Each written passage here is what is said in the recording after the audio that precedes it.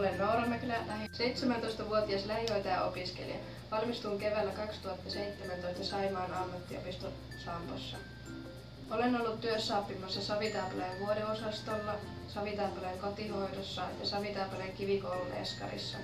Olen ollut kesätöissä Savitaapeleen kunnan jalkapallokentällä kentänhoitajana. Olen luonteeltani ahkera, päättäväinen ja monipuolinen.